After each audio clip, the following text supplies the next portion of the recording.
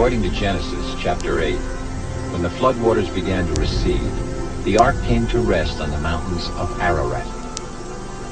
Noah and his family descended the mountain to begin life anew.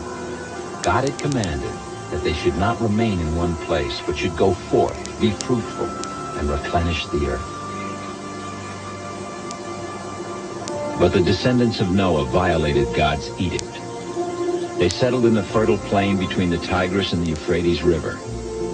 When they began building a tower to the heavens, God decided to disperse them.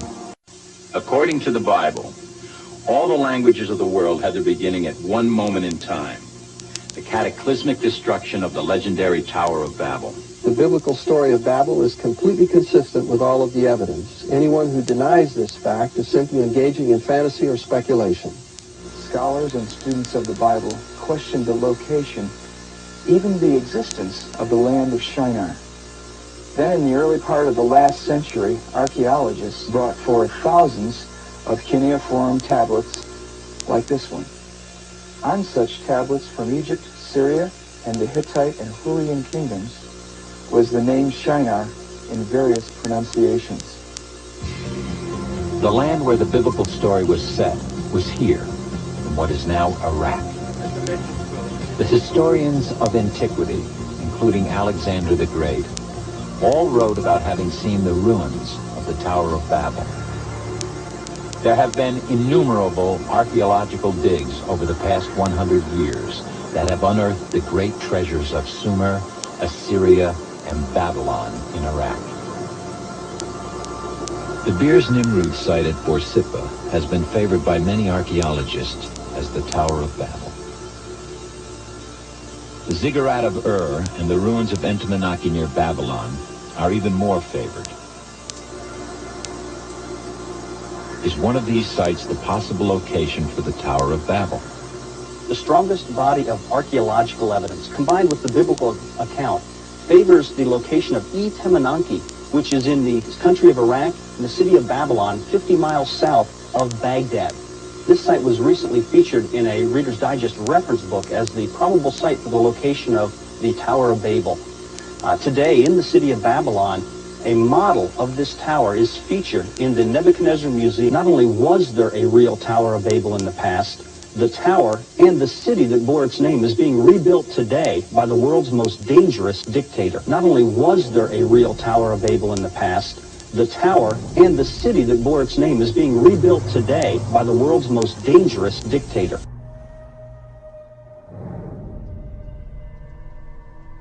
Simply stated, there is no doubt that Saddam Hussein now has weapons of mass destruction. Weapons of mass destruction. Weapons of mass destruction. Weapons of mass destruction. Weapons of mass destruction. Weapons of mass destruction. Weapons of mass destruction. We agree that the Iraqi dictator must not be permitted to threaten America and the world with horrible poisons, diseases, gases, and atomic weapons.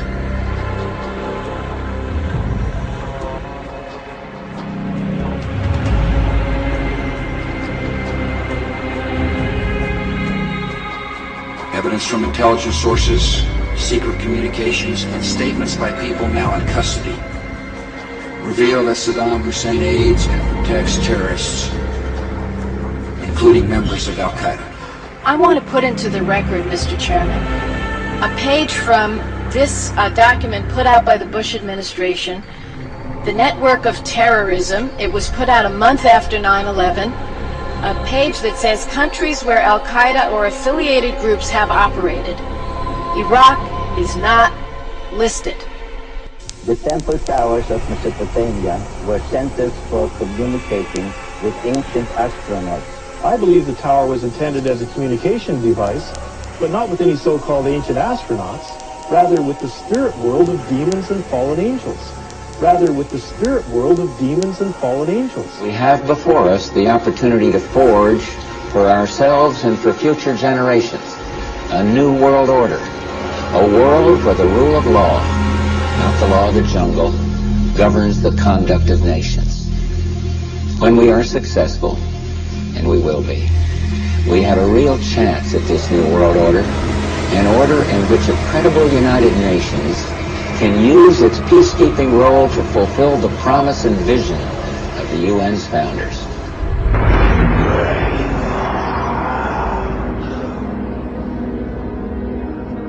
We can exclusively reveal that George Bush Sr.'s occult name is Magog, which is the name of the evil army commanded by Satan to visit Earth and destroy the kingdom of Christ.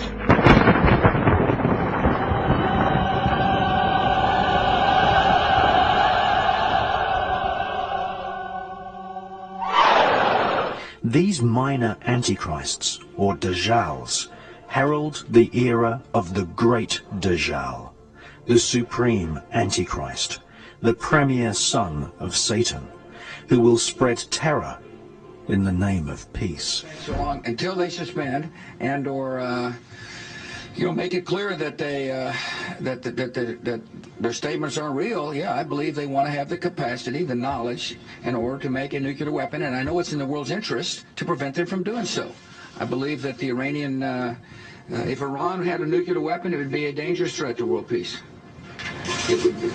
We got a leader in Iran who has announced that he wants to destroy Israel.